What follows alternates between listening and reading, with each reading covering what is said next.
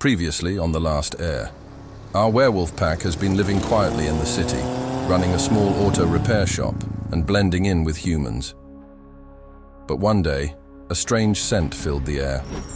Torvin and Fenris followed it, transforming into their wolf forms as they entered a dark alley. There they came face to face with a foreign alpha. And now, Kyael, the alpha in question, felt the primal challenge in their stances.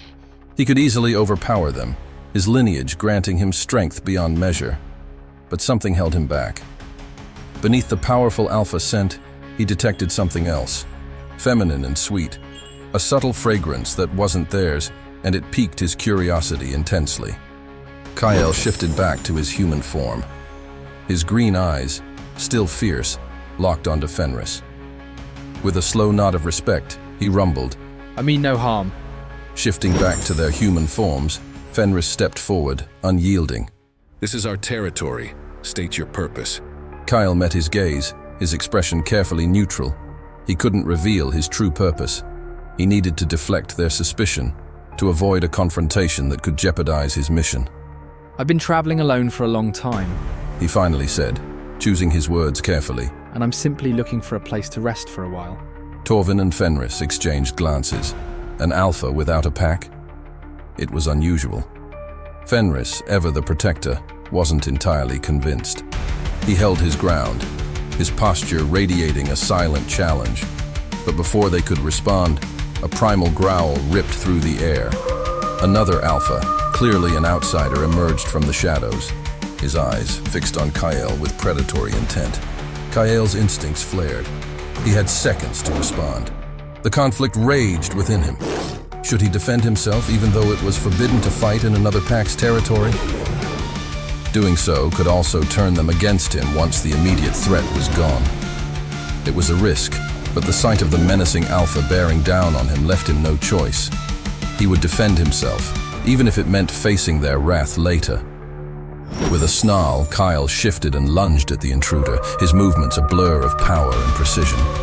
The ensuing battle was swift and brutal, the alleyway echoing with the sounds of snarls, growls, and the impact of bodies against brick walls. The unspoken communication of their pack bond allowed Fenris and Torvin to converse silently, their thoughts intertwining in their mind.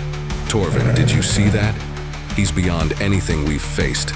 Yeah, he's awesome. Can I go hang out with him? With a final, bone-jarring clash, Kyael asserted his dominance, the rival alpha crumpling beneath his superior strength.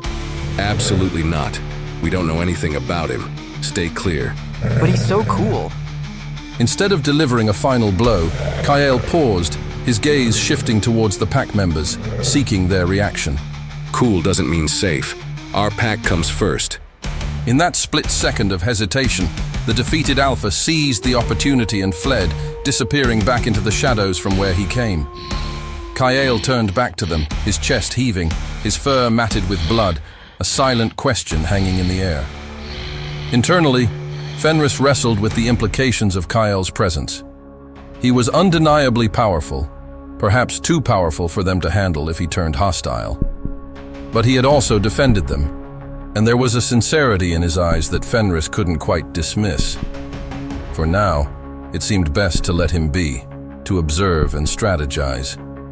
If Kyael truly meant them harm, he would have already made his move. Fenris nodded curtly.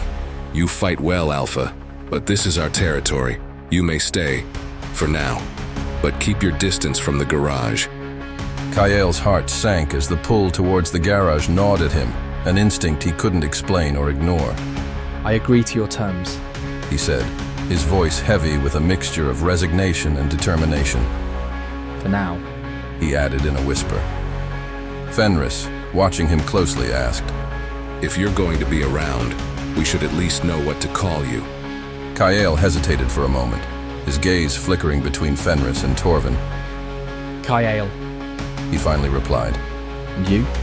"Fenris," he answered, nodding slightly. "We'll be watching." With a final glance, Kyael retreated into the shadows, the pack members' gazes following his departure. As he disappeared into the maze of the city, his mind raced, strategizing his next moves. He needed to find a job, a place to survive in this unfamiliar territory. He needed to unravel the strange allure that had drawn him to this place, a feeling he knew instinctively was connected to that garage. But above all, he needed to find his brother's true killer, the one who had shattered his pack and forced him into exile. Suddenly, I'm shaking, transforming, can't even hold it back. The night remembers how it's taken me. This curse keeps breaking me piece by piece. I didn't want this life, but it's in my blood. Now I'm running wild when the shadows call my name. How can it be that this still finds me, reminds me of who I've become? Beneath the sky, I'm clawing, I'm fighting whatever I've turned into the night.